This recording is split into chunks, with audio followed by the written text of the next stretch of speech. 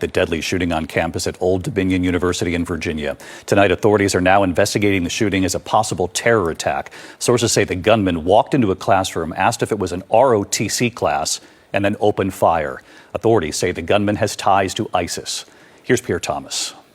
Showing up to ODU, 20 cop cars just went by. Tonight, terror on the campus of Old Dominion University in Norfolk, Virginia, with members of the school's ROTC program targeted by a suspect with ties to ISIS. Active shooter on the ODU campus. You got cops running across. The entire police force of Norfolk is here. It was just before 11 a.m. Police swarming the campus moments after a gunman opened fire in a classroom. All of a sudden we heard a commotion. A lot of people rumbling, starting to get up. We started running, and that's when we heard gunshots. The suspect has been identified by the FBI as 36-year-old Mohammed Jallow, a former member of the Virginia National Guard. Sources tell ABC News he calmly walked into the classroom, asked if it was an ROTC class, and then shot the instructor several times, and two students who were wounded. The instructor later died. We have confirmed reports that prior to him conducting this act of terrorism, he shouted, stated, "Allah Akbar."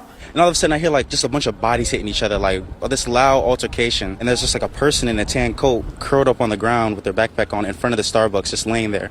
Tonight, FBI Director Kash Patel posting. The shooter is now deceased thanks to a group of brave students who stepped in and subdued him. There were students that were in that room that subdued him and rendered him no longer alive. I don't know how else to say it, but they basically were able to terminate the threat. So he was not shot? He was not shot. Jallow was convicted in 2016 of attempting to provide material support to ISIS for trying to acquire weapons for an attack on U.S. soil. He served 8 years of an 11-year prison sentence and was released in 2024. David Jallow was under a 5-year supervised release in which he was to check in with his probation officer regularly. And he was also subject to having his internet activity reviewed. But tonight, so many questions, including how a convicted felon got a gun and whether he had recently been under surveillance. David? Yeah, major questions moving forward here, Pierre. Thank you.